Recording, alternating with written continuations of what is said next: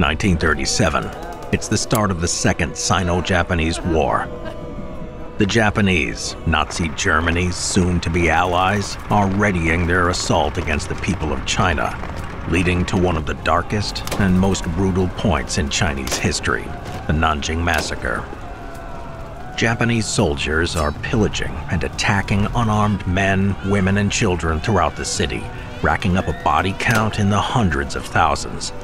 But one man in particular stands defiantly against them, a barrier between the Japanese soldiers and the Chinese people they're brutalizing.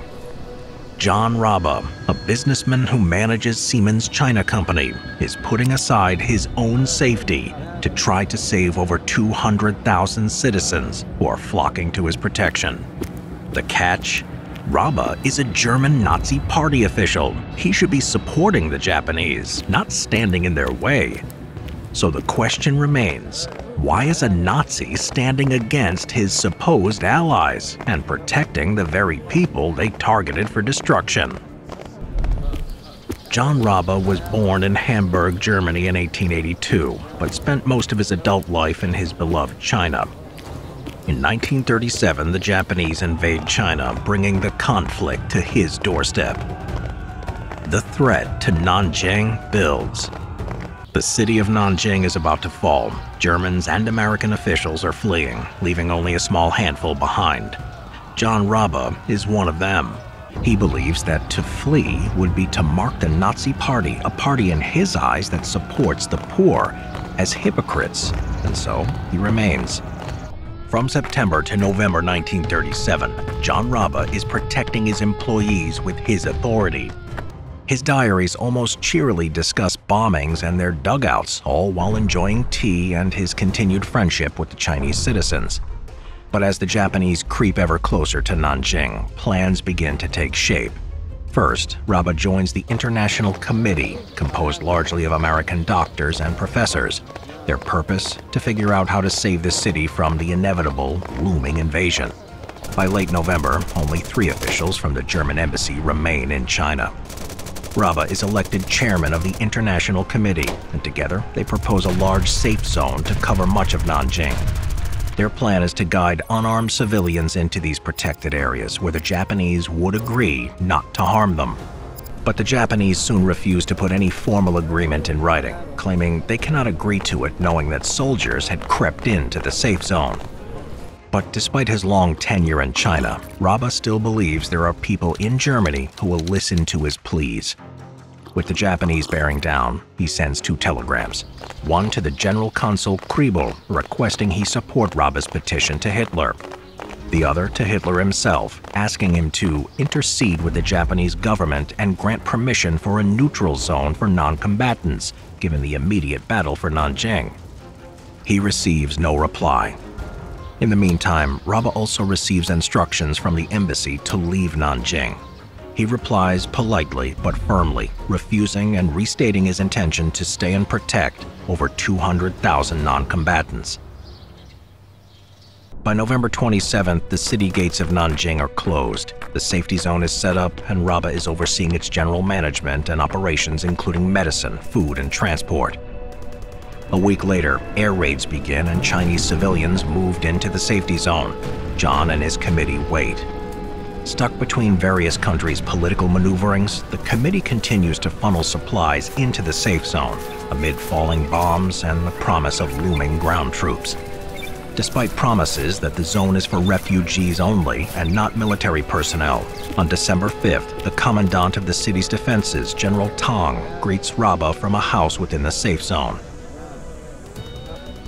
5 days later, the Japanese radio announces Nanjing will soon fall. A diary entry by a Mr. Smith speaks of over 1,000 dead in one night at the city's south gate and hundreds more within the safe zone. Further entries tell of the horror of a brutal and unfiltered attack from the soldiers against civilians. Bodies litter the streets, and Rabe frequently stumbles across violent scenes that fill him with horror. At one point, he tries to negotiate with the Japanese. If Chinese soldiers abandon their arms, will they not treat them fairly? The answer, he finds out, is no.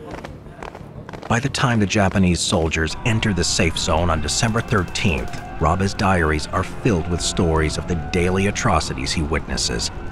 As the number of dead grows, so too do the staggering numbers of women violently attacked inside the safe zone, and across the city looting increases from both Japanese and Chinese soldiers.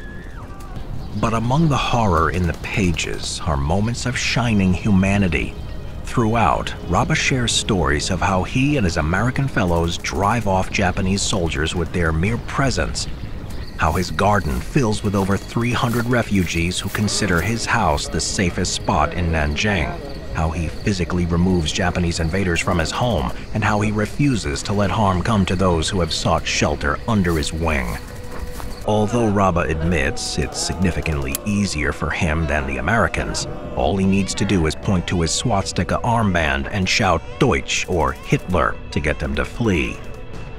On Christmas Eve 1937, his diary entry simply states, "I do not regret having stayed on here, for my presence has saved many lives, but all the same, my suffering is indescribable." Throughout the Nanjing Massacre and razing of the city, Rabe and others continually write reports on what they witnessed. For Rabe's part, he seems sure those outside China aren't aware of the scale of the atrocities that were occurring. By mid-January 1938, Nanjing is being razed to the ground and successfully taken by the Japanese. Rabe believes no one remains outside the 200,000-strong safe zone, and those inside are struggling, with food shortages and violent attacks from soldiers continuing. On February 8th, the Japanese and Autonomous Government Committee announced the end of the invasion and immediate disbandment of the safety zone. Rabe tells those who have taken refuge in his garden that he would never make them leave, but he can also do little to protect them if the Japanese come in force to evict them. In the end, the true toll of the Nanjing Massacre remains unknown. Rabe estimates between 50 to 60,000 dead, but modern sources are much higher, placing between 200 and 300,000 lives lost. He leaves Nanjing on February 23rd, a hero to its residents, beloved by the refugees he saved, and with the nickname, the Buddha of Nanjing. He never stops thinking about what he witnessed there, writing yet again to Hitler and enclosing a copy of a lecture he gave telling the truth of what he witnessed in Nanjing. But he also claims these records were only meant for documentation and not public consumption. In time, Rabe is arrested by the Gestapo and the Soviets on separate occasions, although both times he's released without incident.